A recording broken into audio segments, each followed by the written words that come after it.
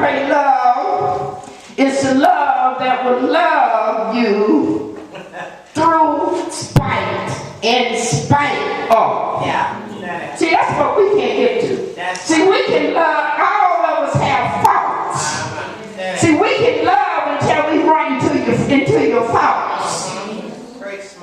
And that's where we can get off. But agape love will love one through its faults.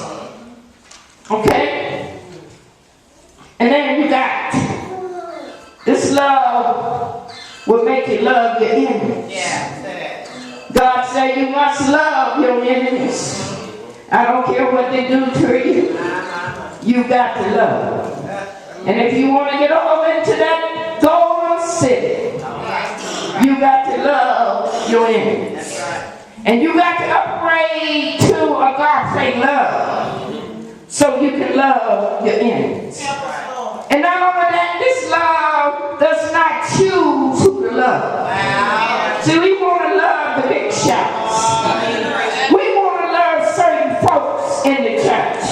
We want to associate with certain folks in the church.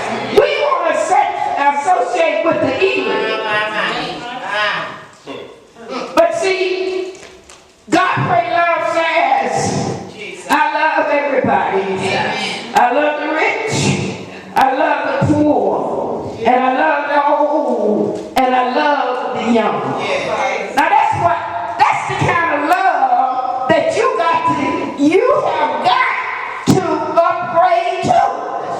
That's right, Mom. If you want to get to heaven. Thank you, God. And then, that's the very love that God possessed by giving his son on the cross. All right. And that's the only way that we're going to know that we're a child of God. Or you can't tell if I've been born again about my preaching. You can't tell by my teaching. You can't tell because someone at church every Sunday. That's right. You can't tell if that's a child of God. But you can tell how they love one another. See, if you don't love, you ain't getting nothing. John 3:14 says, we know that we have passed from death into life because we love the brethren. He that loves not his brethren abides in death. All right. Did you hear that? Yeah. Love is the only ingredients that can revolutionize society. And we see society. But it'll never get right until we learn to love everybody. And this is a letter Paul is writing to the church in Corinth. And this church was set up by him. And Paul said this church was nothing. Imagine in a church. And God says nothing. And you've been in that church all your life. See, the church ain't the building. Let's get this right. See, that's us. And you've been in church all your life. You ever been in a church and you got there and the usher you have a sour face? Have you been in a church nobody wanted to move down the next seat?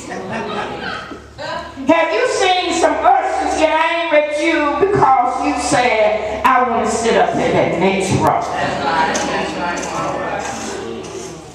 Okay, come on.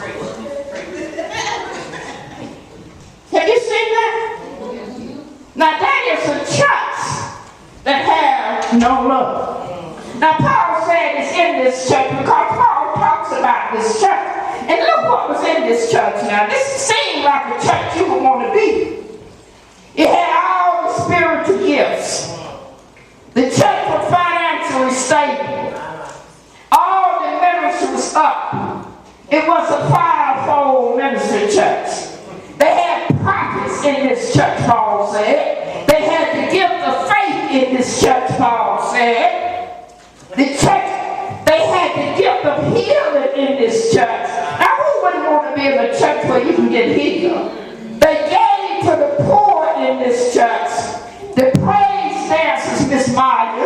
was great in this church.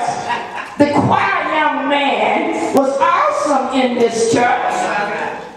Go ahead, Mama Leah. The preacher was great in this church. Pastor, they had great sermons in this church.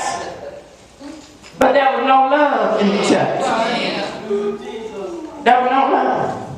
Other words, the preacher was just a sounding praise. Yeah. He was preaching good songs. And the choir was making a lot of noise. But it wasn't done no good for the Lord. Other words, the healing was not done out of love. They were doing things to impress other folks in this church. Some was playing plenty of money in the church. Others didn't have as much. They were doing these things in this church. But nothing was out of love in this church. And you know, love is the only way you will know a servant of God. That's right. So Paul is saying that this church here does not represent the Lord. You all don't want to spend your life representing the Lord. I wouldn't come to church and not have love. And so Paul